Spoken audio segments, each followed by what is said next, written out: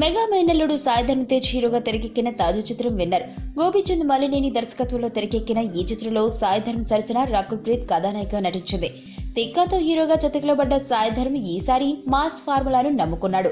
శివరాత్రి సందర్భంగా నేడు విడుదలైన ఈ చిత్రం సాయి ధరమ్ తేజ్ ను నిజంగా విన్నర్ను చేసిందా, లేక మునుపటి చిత్రం తిక్కా తరహాలో మరో ఫ్లాప్ ను ఖాతాలో వేసుకున్నాడో తెలియాలంటే మా రివ్యూ చదవాల్సిందే. చిన్నప్పుడే తండ్రి మీద ద్వేషం పెంచుకుని పారిపోయిన కుర్రాడు సిద్ధార్థ్ తన తండ్రి తనకు దూరం అవ్వడానికి కారణాలైన గుర్రాలను, రేస్లను కూడా ద్వేషించడం మొదలు పెడతాడు. అలాంటి కుర్రాడికి రన్నింగ్ రేసర్ సితారపై ప్రేమ పుడుతుంది. ఆమెను పెళ్లి చేసుకోవాలంటే హార్స్ రేస్ లో గెలవాలని హీరోయిన్ ఫాదర్ రూల్ పెడతాడు. అయితే తాను తలపడాల్సింది తాను వదిలేసి పారిపోయిన తండ్రినే అని తెలుసుకుంటాడు సిద్ధార్థ. తండ్రి ఆప్యాయతను, ప్రియురాలి ప్రేమను గెలుచుకుని విన్నర్ గా నిలిచాడా లేదా అనేదే విన్నర్ కథాంశం.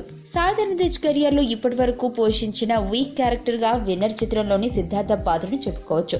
అసలు సాయి ధరమ్ ప్రేక్షకులకు దగ్గరవడానికి కారణమైన energetic dance movements, engaging fight సీక్వెన్స్లు ఒక్కటి కూడా విన్నర్ లో లేకపోవడం పెద్ద మైనస్.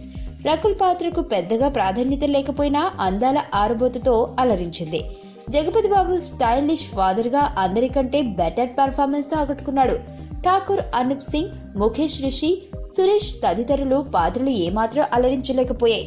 విపరీతమైన హైప్ క్రియేట్ చేసిన అనసూయ స్పెషల్ సాంగ్ అటు స్పైసీగాను లేక ఇటు ఆకట్టుకునే విధంగాను లేక నిరాశపరిచింది. తమన్ బాణీలు వినసొంపుగా ఉన్నాయి.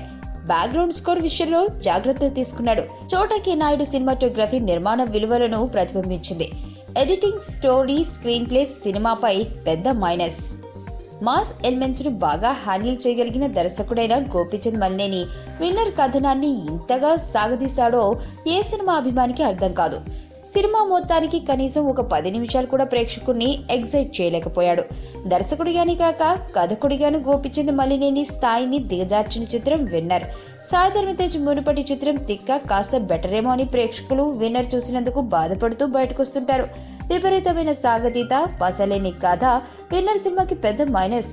సో ఆ సాగతీతను తట్టుకోగలిగే సహనం ఉంటేనే విన్నర్ చిత్రాన్ని చూసే సాహసం చేయాలి.